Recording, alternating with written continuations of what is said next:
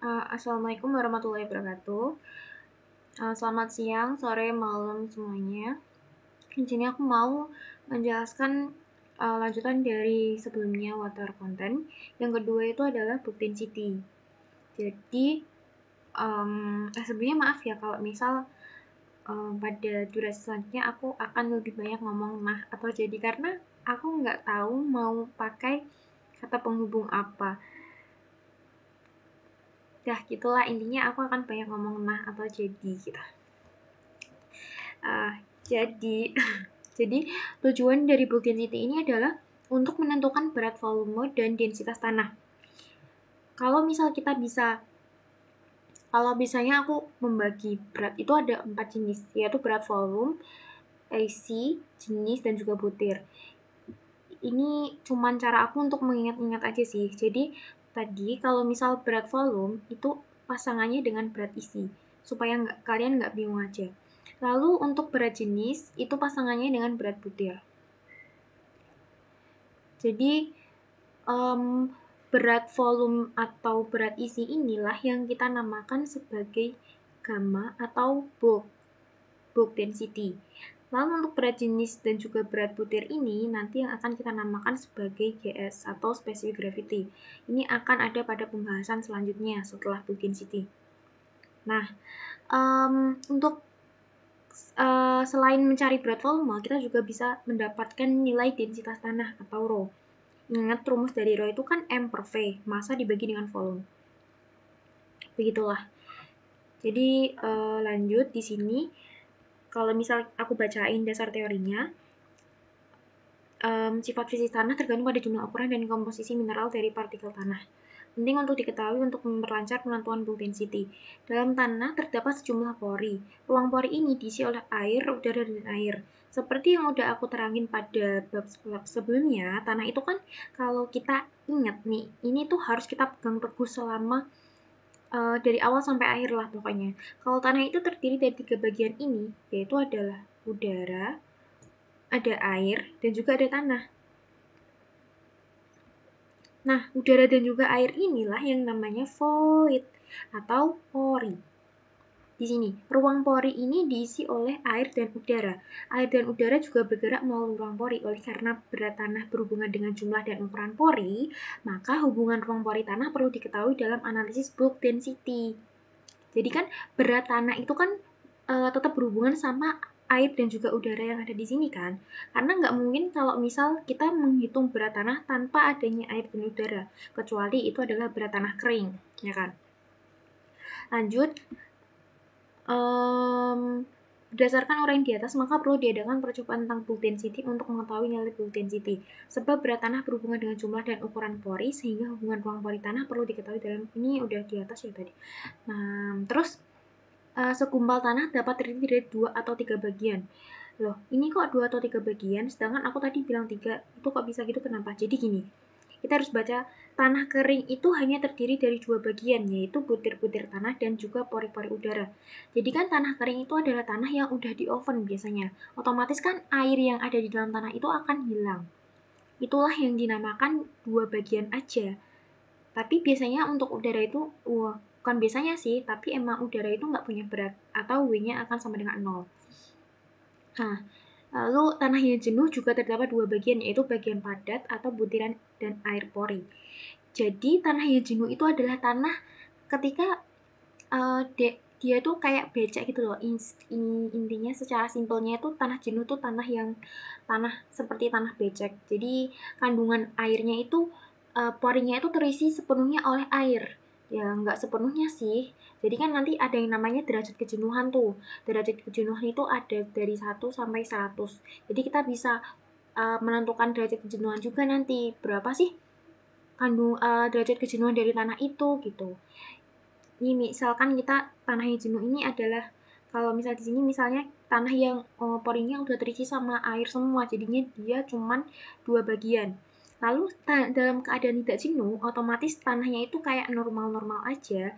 Itu terdiri dari 3 bagian, yaitu bagian padat, pori udara, dan air pori. Seperti yang aku tulis seperti yang aku gambar di sini. Nah, rumus dari densitas tanah atau Rho adalah sebagai berikut. Jadi Rho itu kan M per V. M-nya itu massa tanah, satuannya gram, V-nya adalah volume tanah, cm per kubik.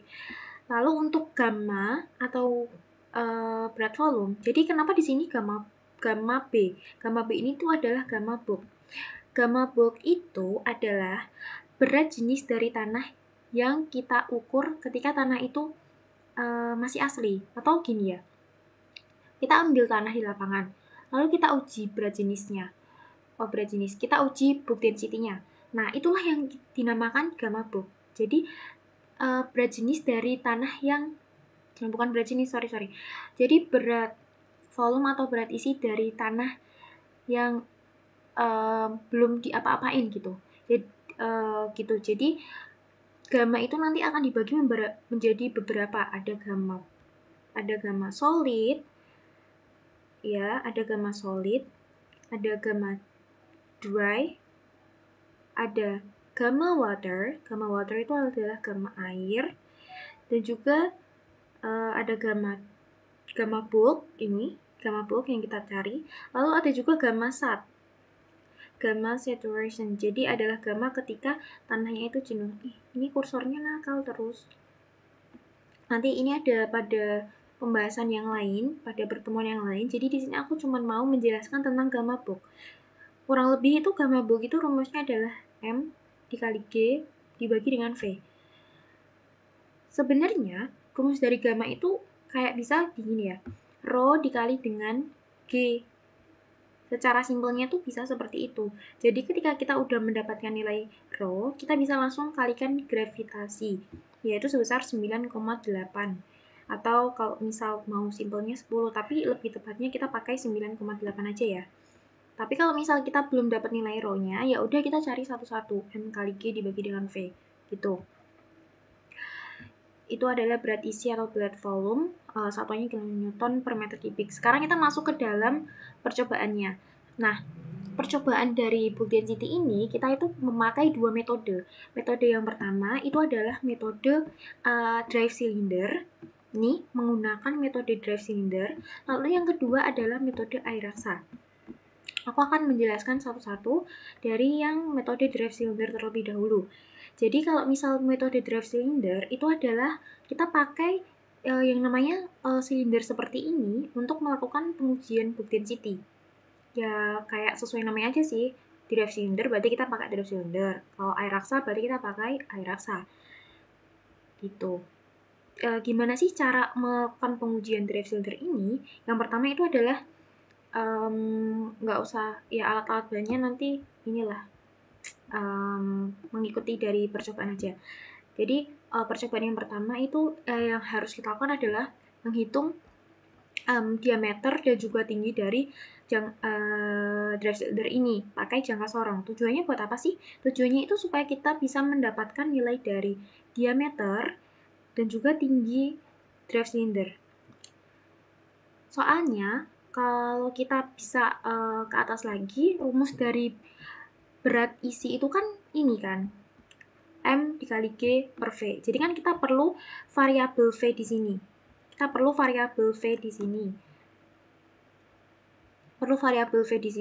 Nah, cara kita mencari variabel V di sini, kita harus mencari yang namanya diameter dan juga tinggi.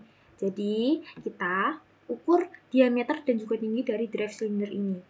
Tujuannya apa? Kenapa kok kita mencari volumenya drive cylinder? Kenapa bukan volume tanah?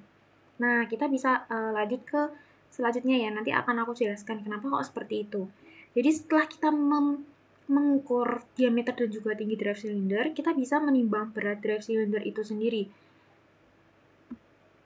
Lalu kita bisa, nah ini, jadi kenapa kita tadi pakai volume drive, mencari diameter dan juga tinggi drive cylinder, kenapa nggak pakai tanah? Karena nanti tanahnya itu akan dicetak ke dalam drive cylinder. Jadi tanah hasil tadi kita sampling, kita cetak ke dalam drive cylinder. Dicetak, lalu kita rapikan bagian atas dan juga bagian bawahnya itu menggunakan pisau supaya dia itu bisa pas sesuai dengan ukuran drive cylinder. Nah, itulah kenapa kita pakai diameter dan juga tinggi drive cylinder, karena pada akhirnya si tanahnya itu akan berukuran sama seperti si drive silindernya itu gitu. Oh iya, yang kita pakai ini adalah diameter dalamnya ya, diameter dalam dari drive cylinder ya. Jadi kan ada yang namanya diameter luar tuh. Diameter luar itu kan yang ini ya. Benar. Jadi diameter luar itu kan yang ini, bagian luar. Kalau diameter dalam itu kan yang di dalamnya. Nah, kita pakai diameter dalam. Jadi kita harus mengukur diameter dari drive cylinder yang dalamnya. Nah, lalu setelah kita ukur dan cetak si tanahnya itu ke dalam drive cylinder, kita timbang tuh si drive cylinder dengan tanah. Output yang kita dapat dari pengujian bulk density menggunakan drive cylinder ini adalah yang pertama ada diameter, ya kan? Jadi ada beberapa sampel, seperti yang aku bilang pada pertemuan sebelumnya, kalau misal kita melakukan pengujian, kita itu jangan cuman membuat 2 sampel aja. Minimal itu kita harus membuat 3. Nah, di sini untuk percobaan pada kali ini aku memakai 4 sampel. Jadi output yang kita dapat itu adalah yang pertama ada diameter dari drive silindernya, lalu ada tinggi, ada massa silinder. Jadi kan kita tadi menimbang dahulu kan pada awal tadi kan, menimbang si drive silindernya itu kan, ini kita timbang, ya kan. Nah, itulah yang kita dapatkan pada poin nomor 3 ini, M1, yaitu massa silinder. Lalu yang keempat adalah massa silinder plus tanah basah, yaitu tanah yang udah dicetak ke dalam drive cylinder lalu ditimbang. Itulah yang dinamakan dengan M2. Ini. Dan jadi kalau setelah kita dapatkan nilai dari data yang ini, kita masukkan ke dalam rumus. Rumusnya gimana? Rumusnya itu seperti ini. Ini. Jadi kan rumus dari rho itu kan M per V. Oh maaf, ini nggak kelihatan ya. Aku mau ganti warna dulu bentar. Ungu kali ya. Jadi kan rumus dari rho itu kan adalah M per V. M per V. Nah, M itu adalah M2 min M1. Kenapa M2 min M1? Misal kita mendapatkan nilai M2 min M1. Ketika M2 min M1 dikurangkan, apa variabel yang hilang? Apa nilai yang hilang? Yaitu adalah nilai massa silinder. Dan kita akan mendapatkan nilai dari tanah basahnya saja. Begitulah tujuannya, mengapa kita memakai drive cylinder ini. Ya, kurang lebihnya seperti itu sih. Kenapa cetakannya berbentuk silinder? Sebenarnya random aja. Kalau misal kita mau pakai cetakan yang kotak juga bisa. Nanti kita bisa tinggal mengubah volume yang ada, rumus volume yang ada, jadi volume kubus gitu. Jadi di sini kita pakai silinder ya, pakai rumus volume silinder. Apa sih volume silinder itu rumusnya? Rumusnya adalah ini, 1/4 pi d kuadrat dikali h atau t, tinggi dari drive silinder itu. Jadi kita misalkan ini pada contoh data sampel 1. Di sini pada sampel 1 kita masukkan datanya ke dalam rumus. Biasanya kita cuman pakai contoh perhitungan pada sampel 1, lalu selanjutnya kita tinggal masukkan ke dalam tabel. Nah, di sini kita pakai sampel 1. Kita cari rho-nya. M2 min M1, nilai dari massa. Jadi 174,8 ini adalah berat drive cylinder, massa silinder dikurangi dengan massa silinder plus tanah basah dikurangi dengan massa silinder. Jadi 174,8 ini adalah massa silinder plus tanah basah dikurangi dengan 69,9 ini adalah massa silindernya. Nah, berarti kan kita akan mendapatkan nilai dari si tanah basahnya itu saja. Berapa sih? 104,81 dibagi dengan volume dari drive cylinder, yaitu 1/4 pi d kuadrat kali h. D-nya tadi kita dapat ini, hanya kita dapat 1,94. Kita akan mendapatkan nilai dari rho-nya itu adalah 1,92. Selanjutnya, kita bisa mencari nilai dari gamma bulk, berat volume tanah. Rumusnya gimana? M dikali G dibagi dengan volume. Sebenarnya, kalau misal kita udah mendapatkan nilai dari si densitasnya sebesar 1,92, itu kita kalikan saja dengan nilai gravitasi sebesar 9,801. Itu kita bisa langsung mendapatkan nilai gammanya. Cuma di sini kita hitung ulang aja. Jadi masanya itu kita pakai ini, M2 min M1 masih sama, dikali gravitasi dibagi dengan volumenya 54,6694. Ketemu 18,8. Itulah hasil pengujian bulk density dari sampel tanah menggunakan draft cylinder. Selanjutnya kita akan memakai metode air raksa. Gimana sih cara memakai metode kenapa sih kita harus memakai air raksa? Kenapa kita nggak pakai misal air minyak, atau kita pakai air biasa, atau kita pakai sirup? Sebenarnya mau pakai apapun kita terserah, tapi lebih bagus kalau nggak harus terserah sih, kita harus memakai air raksa itu karena air raksa sendiri karena berat jenisnya itu dia tinggi sebesar 13,6, maka air raksa itu sulit untuk bercampur dengan zat lainnya. Jadi ketika dia bertemu tanah, dia nggak akan tercampur dengan tanah gitu. Beda kalau misal kita pakai air biasa, atau kita pakai air sirup, pakai air kelapa, itu kan ketika kita melakukan percobaan lalu dia bersentuhan dengan tanah, itu dia akan bercampur gitu loh. Jadi nanti kurang lebihnya itu bentuk dari percobaannya itu akan seperti ini. Ini gambarnya rada blur. Jadi yang pinggir-pinggir warna silver ini tuh adalah air raksa, ini adalah tanahnya. Nah, lihat nih, tanah dan juga air raksa ini kan dia nggak mau menyatu. Itu karena densitas dari air raksa ini itu tuh tinggi, sekitar 13,6. Jadi kalau misal kita kita angkat air raksa itu rasanya berat banget, nggak kayak kita pakai air biasa. Itu dikarenakan si berat jenis raksanya itu tinggi. Jadi kalau misal kita mau bawa itu hati-hati karena takutnya tumpah. Nah, ketika tumpah itu kita sulit buat ngambil. Soalnya kan air raksa itu kayak dia itu bandel itu loh, nggak mau diambil. Jadi dia bisa lari-lari kemana. Terus harganya juga mahal. Lanjut ke percobaannya. Yang pertama kita lakukan itu adalah kita potong dulu sampel yang diinginkan. Jadi setelah kita potong, aku bisa gambarkan gini ya. Hal yang kita butuhin itu adalah 2 cawan ini. Aduh, maaf ya jelek gambarnya. Jadi yang ada 2 cawan yang kita butuhkan. Ini aku misalkan namanya ini cawan 1. Sedangkan ini cawan 2. Ini kurang lebih bentuknya kayak gini loh, cawan pipih. Maaf gambarnya nggak sesuai. Jadi cawan nomor 2 itu yang aku maksud bentuknya seperti ini ya. Jadi cawan pipih. Lalu untuk cawan yang pertama itu yang seperti ini. Nih, seperti ini, yang warna putih ini. Jadi yang pertama kita lakukan adalah memotong sampel sesuai yang dibutuhkan. Nggak usah banyak-banyak banget sih. Yang penting sampel tanahnya itu muat masuk ke dalam sini. Jadi kan nggak bisa tuh kalau besar banget masukin ke sini. Ya kira-kira aja lah. Bentuknya mau terserah, mau nggak beraturan juga nggak apa-apa. Karena pada akhirnya kita akan tetap bisa menghitung volume tanah yang kita masukin dengan cara pakai air raksa. Paham nggak? Gini. Kan kita udah potong tuh tanah yang kita butuhin. Nah, setelah kita potong,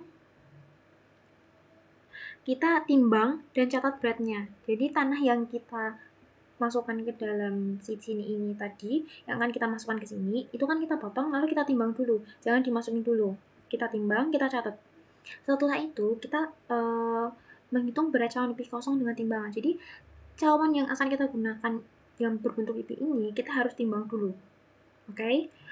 Setelah kita timbang, dicatat ke dalam laporan sementara.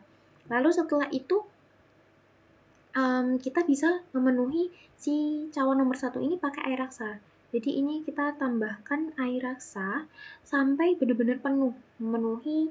Kalau bisa sampai tumpah juga nggak apa-apa sih, tapi kan nanti bentuknya itu si cawan nomor 1 ini kan di atasnya cawan nomor 2. Jadi ketika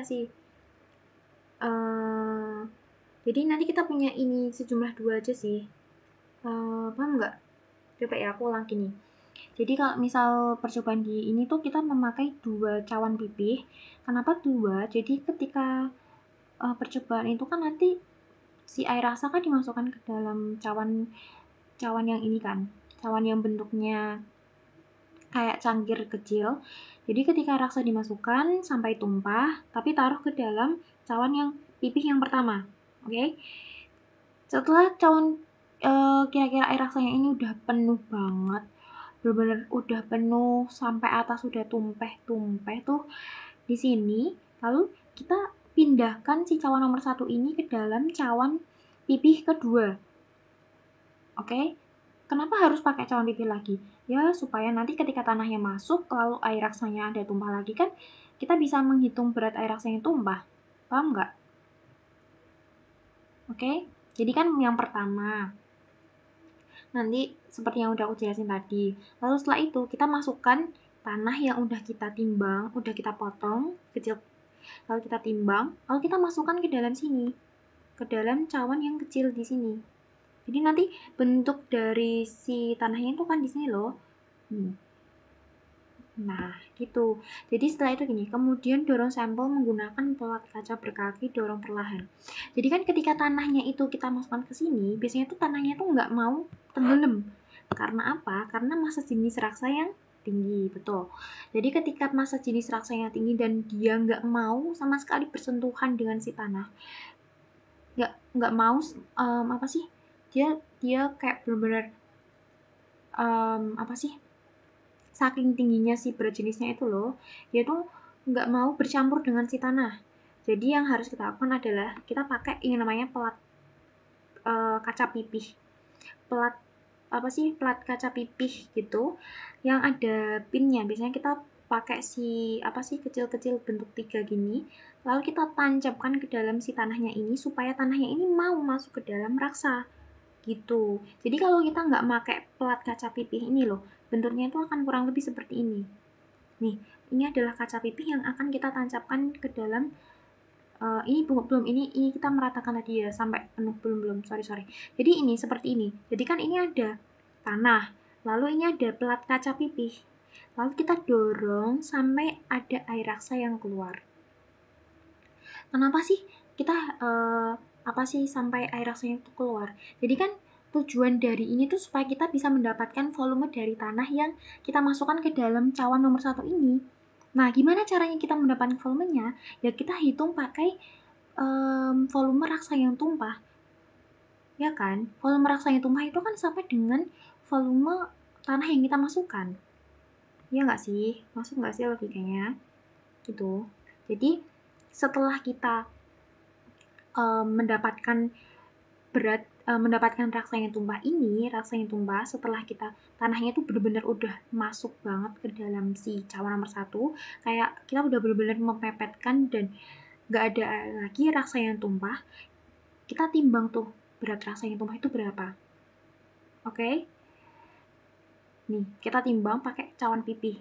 Inilah tujuannya cawan pipih nomor 2, supaya raksa yang tumpah itu nggak membleber kemana-mana dan akan tetap stay di sini. Ingat ya, cawan pipih yang di sini tuh juga udah kita timbang. Jadi nanti kita bisa mengurangkan berat cawan pipih berat cawan pipih plus raksa dikurangi dengan berat cawan pipih supaya kita bisa mendapatkan nilai dari berat raksanya itu sendiri. BTW ini kerekam kan? Nah, gitu. Jadi setelah kita melakukan percobaan, yang akan kita dapatkan itu adalah ini. Yang pertama adalah massa sampel. Massa sampel itu adalah ini, ya kan? Nih, massa sampel itu ini. Kalau kalian ingat, yaitu ketika tanah yang hasil sampling, lalu kita potong, kita timbang, itu adalah M1. Itu adalah M1. Oke? Lalu selanjutnya ada M2, massa cawan pipih. Massa cawan pipih itu adalah massa cawan pipih yang ini, yang akan kita gunakan pada raksa tumpah yang terakhir. Tadi kan seperti yang aku bilang tadi, untuk cawan pipih ini penggunaannya sejumlah 2 buah. Yang pertama adalah waktu kita mau meratakan si raksanya ini sebelum ada si tanahnya. Nih, kayak gini loh. Jadi kan yang pertama ini ada dua cawan kan, kalau kalian lihat. Jadi ini cawan yang pertama itu kita tujuannya supaya si raksanya itu bisa sampai penuh dulu. Sebelum si tanahnya masuk, ini si raksanya harus penuh dulu. Jadi nanti kita ratakan sampai bener-bener nggak ada lagi raksa yang tumpah dan semua raksa itu udah masuk penuh ke si cawan nomor 1. Lalu setelah itu kita bisa memasukkan si tanahnya ini, baru kita pakai cawan yang kita timbang. Ini adalah massa cawan yang kita pakai dan kita timbang. Jadi istilahnya itu kayak cawan yang pertama kita pakai ini nggak terlalu berguna banget sih beratnya. Maksudnya datanya itu cuma buat alas supaya si raksanya itu nggak beleber kemana-mana gitu loh. Nah, ini adalah M2. massa cawan pipih. Lalu yang ketiga adalah massa cawan pipih plus raksa tumpah. Massa cawan pipih plus raksa tumpah itu adalah ini. Jadi ini adalah M3. Itu guys. Jadi M3 kita dapat. Nah, di sini cuman pakai 2 sampel aja ya. Karena pada saat itu sebenarnya nggak boleh sih cuma 2 sampel, cuman pada saat itu kayak bisanya cuma 2 sampel gitu loh. Jadi kita cuma pakai 2 sampel.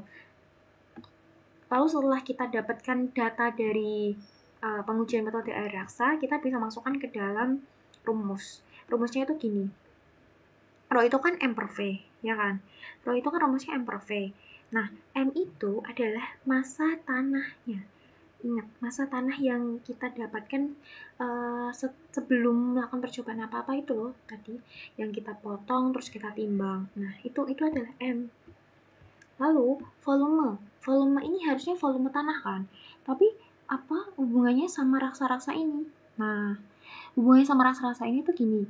Jadi kan ketika kita membutuhkan volume dari tanah, kita bisa mencari dengan cara mencari volume raksa dibagi dengan berat jenisnya, ya kan? Rumus dari Rho kan M per V. Jadi ketika kita membutuhkan V, kita bisa ubah rumusnya menjadi M per Rho. Iya kan? M per Rho. Ingat, volume tanah itu sama dengan volume raksa yang tumpah. Volume raksa yang tumpah. Ini enggak sih kalau misal di logika? Nah, ketika kita udah mendapatkan logika ini, volume tanah sama dengan volume raksa yang tumpah, volume tanah yang masuk ke cawan sama dengan volume raksa yang tumpah, kita bisa mencari volume dari raksanya. Volume dari raksa itu kan M per Rho. Nah, M massa dari raksanya itu adalah ini. Tadi kan M3 min M2. M3 itu kan massa cawan pipih plus raksa tumpah. M3 min M2. Ketika M3 min M2 dikurangkan, nilai apa yang hilang? Ini, massa cawan pipih. Kita akan mendapatkan nilai dari raksa tumpah. Massa raksa tumpah. Massa raksa tumpah itu adalah si ini. Jadi massa raksa tumpah dibagi dengan rho raksa. Tujuannya supaya apa? Supaya kita mendapatkan volume raksa tumpahnya itu. Volume tadi kan volume tanah, jadi udah bener dong. Rho dari tanah, densitas tanah itu adalah M per V. Massa tanah dibagi dengan volume tanah. Volume tanahnya udah kita dapat dari volume air raksa. Masanya udah kita timbang terlebih dahulu sebelum pengujian tadi. Jadi udah dapat 20,5 dibagi dengan ini. M3 adalah 212,18. Ini adalah massa cawan pipih plus air raksa dikurangi dengan massa cawan pipih dibagi dengan ini adalah berat jenis raksa 13,6. 20,5 dibagi 168,73 dibagi 13,6 akan ketemu 1,65 gram per cm kubik. Setelah kita dapat nilai dari densitasnya sebesar 1,65, kita bisa masukkan ke dalam rumus gamma. Gamma book yaitu M dikali G dibagi dengan V. Gammanya itu 20,5 dikali 9,807 dibagi 12,4066. Masanya tuh sama ya kayak ini. Lalu gravitasinya kan juga sama juga kan. Gravitasi bumi lah. Lalu volumenya adalah ini, volume dari raksa tumpah. Oke. Seperti yang aku bilang tadi, gamma itu bisa kita cari menggunakan rumus rho dikali dengan gravitasi. Misal, kalian hitung aja pakai kalkulator, nilai dari 1,65 dikali 9,807 pasti akan ketemu 16,20. Oke? Setelah kita dapat, kita kan tadi pakai percobaan menggunakan sampel 1 ya kan contohnya. Terus kita bisa mencari sampel 2, sampel 3, sampel 4. Kita bagikan dengan 4. Tuh, nanti kita akan mendapatkan nilai dari densitasnya itu 1,76 rata-rata. Lalu untuk rata-rata berat volumenya atau gammanya akan 17,27. Nih, kalau misal kita gambarkan ke dalam tabel itu akan seperti ini. Jadi kan kita mencari volume air raksa M3 min M2 dibagi dengan rho. Densitas adalah rho sama dengan M per V. Gamma M kali G dibagi dengan V, lalu ketemu rata-rata densitas tanahnya adalah 1,76, rata-rata berat volume tanah basahnya 17,27. Kesimpulan dan saran. Loh, kok draft silindernya segini 19,45 sedangkan menggunakan air asal 17,27 itu dikarenakan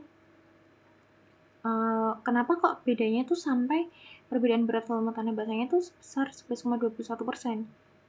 Itu karena